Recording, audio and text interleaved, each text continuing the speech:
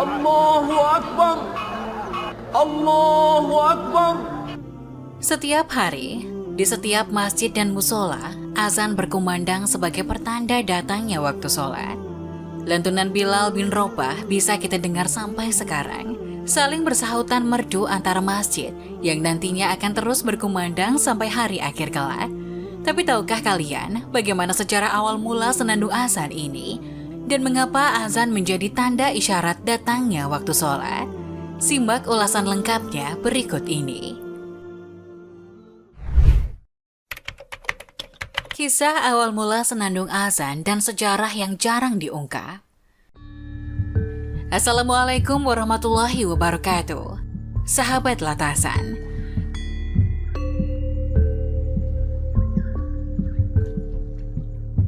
Abdullah bin Zaid sedikit merasakan kejanggalan atas apa yang ia lihat dalam mimpinya. Bingung atas maksud serta tafsir dari apa yang dia lihat dalam mimpinya.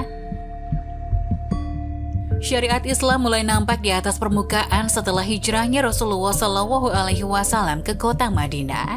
Karena sebelum hijrah, syariat hanyalah sebuah kepercayaan serta ajaran yang dianut sekelompok orang saja.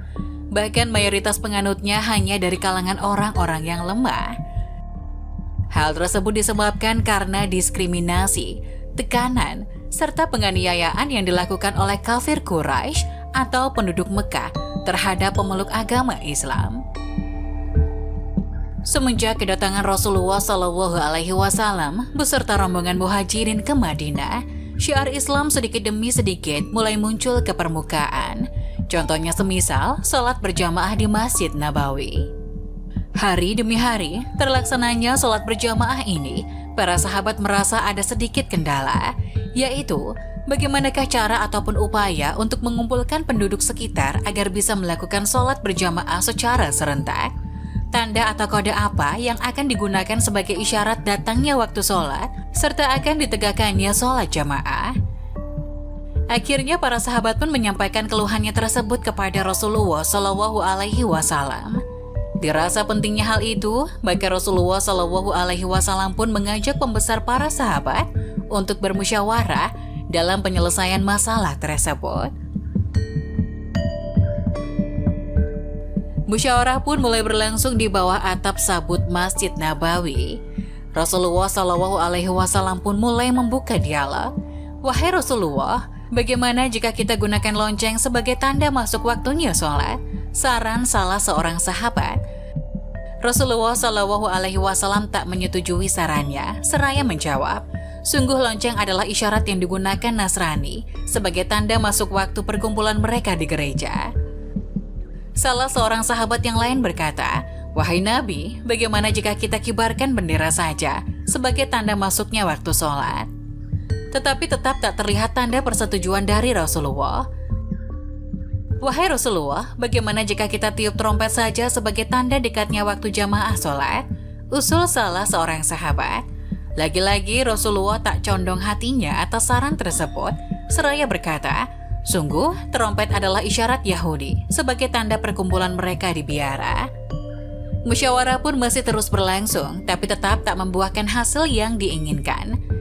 Di saat kondisi para sahabat mulai berpikir lebih keras untuk menemukan tanda isyarat masuknya waktu sholat yang sekiranya disetujui oleh Rasulullah SAW. Tiba-tiba, datanglah sesosok orang menghadap Rasulullah SAW. Iya, sosok tersebut bernama Sayyidina Abdullah bin Zaid, salah seorang sahabat yang disebut salah seorang sahabat kecintaan Rasulullah SAW, anak dari sahabat juga kecintaan Rasulullah, Zaid bin Haritsah, anak angkat Nabi. Ia pun menyampaikan unek-unek yang ada dalam pikirannya atas tafsir mimpi yang membingungkannya kepada Rasulullah SAW. Diriwayatkan oleh Al-Iman Abu Dawud dari Muhammad bin Abdullah bin Zaid, dia berkata, ayahku telah bercerita kepadaku, dia berkata, wahai Nabi, sungguh aku telah bermimpi hal yang aneh. Dalam mimpiku aku seakan melihat seseorang memukul lonceng mengelilingi kota Madinah. Aku pun bertanya padanya, wahai hamba Allah, bolehkah aku meminjam lonceng yang kau genggam itu? Dia pun menjawab, untuk apa kau gunakan loncengku ini? Aku pun berkata, aku akan gunakan untuk mengumpulkan penduduk Madinah agar melakukan sholat berjamaah. Si orang tersebut menimpali, "Maukah kau beritahu sebuah cara yang lebih efektif serta lebih baik dari ini?" Aku pun menjawab, "Apakah itu?" Dia pun berkata, "Ucapkanlah di setiap masuk waktu sholat, Allahu Akbar, Allahu Akbar, asyhadu alla ilaha illallah," sampai akhir lafaz azan. Sedikit mundur dari posisi semula, ia pun berkata kembali, "Jika penduduk telah berkumpul serta jamaah akan ditegakkan, maka ucapkanlah, Allahu Akbar, asyhadu alla ilaha illallah," hingga akhir lafaz iqomah. Setelah menyimak cerita mimpi dari Abdullah bin Zaid, Rasulullah SAW pun menyetujui isyarat tersebut seraya berkata, "Sungguh, itu adalah mimpi yang baik dan benar. Berdirilah kau bersama Bilal bin Robah, salah seorang budak Habasyah. Tuntunlah dia bacaan yang kau lihat di mimpimu. Biarkan dia yang memanggil penduduk karena suaranya lebih keras serta lembut darimu." Hadis riwayat Abu Daud Turmuzi, Ibnu Majah, Sunan Abu Dawud, nomor 499, bab sholat, hadis Hasan Sahih. Akhirnya Bilal pun melantunkan kalimat tersebut yang nantinya akan disebut senandung azan, hingga menggetarkan antero kota Madinah dan menarik hati para penduduknya untuk hadir jamaah sholat yang dilaksanakan di Masjid Nabawi. Merasa takjub ketika mendengar lantunan ini, Sayyidina Umar bin Khattab pun bergegas menuju sumber suara dan menemui Rasulullah SAW seraya berkata, "Wahai Rasulullah, sungguh aku telah bermimpi ada seseorang menuntun lafaz yang dikumandangkan Bilal ini sejak 20 hari yang lalu." Rasulullah SAW pun menjawab, "Apa yang menghalangimu untuk bercerita atas hal tersebut?" Umar pun menjawab, "Aku merasa sungkan karena Abdullah bin Zaid pun telah bermimpi yang sama dan ia pun telah bercerita padamu."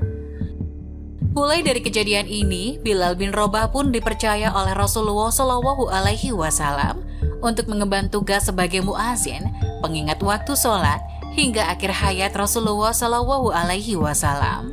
Hingga bekas lantunan Bilal bin Robah bisa kita dengar sampai sekarang, saling bersahutan merdu antar masjid yang nantinya akan terus berkumandang sampai hari akhir kelak. Wallahu a'lam bishawab.